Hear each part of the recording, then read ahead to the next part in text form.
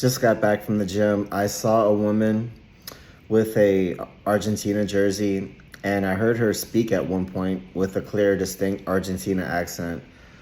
And immediately I felt bad because I saw this woman with a jersey, and I immediately thought certain things about her because she had an Argentina jersey. And it just made me reflect, right?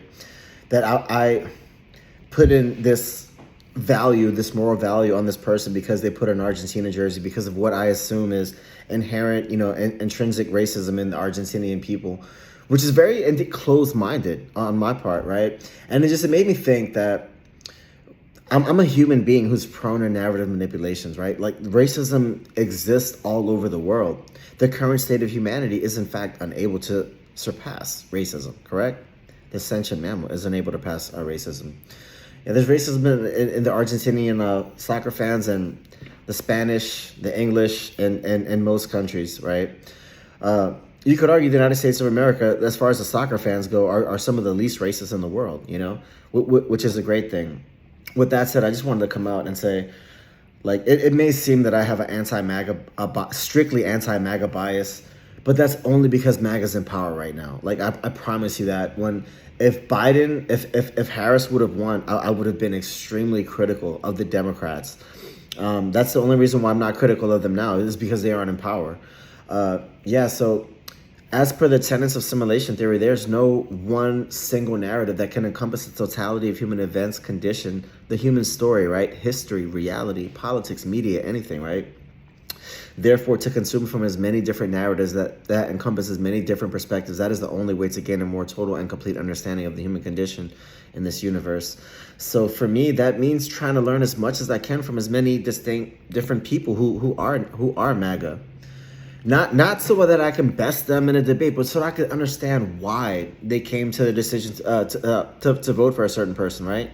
And the same goes for Democrats. When the Democrats get back in power, inevitably it'll happen, and they're going to do some disastrous policies for this country, and I'm going to be extremely critical, right?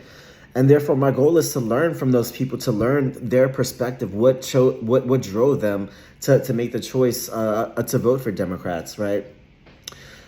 I know I come down hard on the right, on the the oxymoronic term that I created, MAGA intelligentsia, but that's because nobody's checked them, okay? The Democrats, the left, have been getting checked for years, right? They haven't been able to successfully withstand debates. The right has been the more open as far as having debates. They're the ones who are more willing to engage in discourse and dialogue, because the left is stuck within the parameters of systemic thinking. They view everything through systemic racism, through systemic misogyny, patriarchy, and this is basically ingrained into the left's talking points.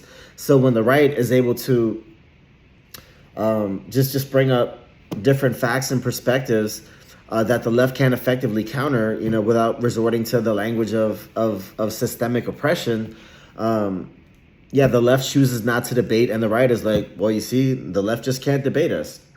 But I'm here now, and I'm like, I can, my mind lives outside of the parameters of systemic thinking. I can debate you, Matt Walsh. I can debate you, Ben Shapiro.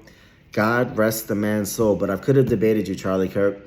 And I sincerely, in my heart, believe that if Kirk and I debated, it would have been a good thing for humanity. We would have shook hands like men, respectfully, and had a great debate, and shook hands at the end, and left, and probably would have been like, hey, let's do it again, and we would have done it again, But yeah, that's it. I'm not here to just bash MAGA. No, MAGA's in power right now. That's why I'm very hard on MAGA. The normalization of racism, bigotry, and hatred, that happened in 2025. Trump gets back into office, right? And you have Lily Gaddis, Leonardo Joni, Anthony Cumia, Gavin McInnes, Nick Fuentes. It became in fashion to be racist, right? To just be open and racist.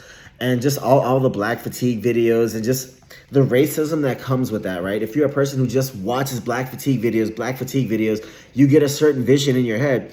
And the algorithm speaks to you then. Is look, these are all the videos of all the black people that are messing up. And that's the only thing that plays in your head. Therefore, when you meet a black person, you have that in your head. black people do this, and it affects your mannerisms. It affects the way you act towards those black people, right? Nick Fuentes says he doesn't want to live around black people. I've lived around black people all of my life. And the difference between me and Nick is that I don't look at black people and get scared. I look at them and treat them like I treat anybody else as human beings, right? If you look at black people with these pretensions, like you're scared of them, it's going to affect the way that you act towards them. Same thing with black people, right? If you think that all white people are evil, racist people, it's going to affect your mannerisms and the way you interact with that white person.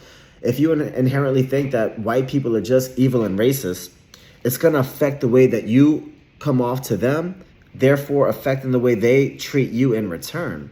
And just confirming your stereotype once they treat you, with the same disrespect or contempt that you treat them, therefore reinforcing the whole cycle of racism that just keeps on and keeps on and keeping on. Yeah, so my desire isn't to judge anybody because you're going for Argentina. Matter of fact, I just want to see a good freaking game today. That's it, man. I'm tired of it. I get manipulated by narratives myself, right? I see a couple stories online. Somebody at work is like, no, wait, the Argentinian fans are racist. And then I get caught up, and then I'm just a human being. I get caught up by narrative manipulations myself. But I want a better future for all of us, man. I don't care who you voted for. I don't care what skin color you are. If you're a human being and you want a better future, let's try to make that happen.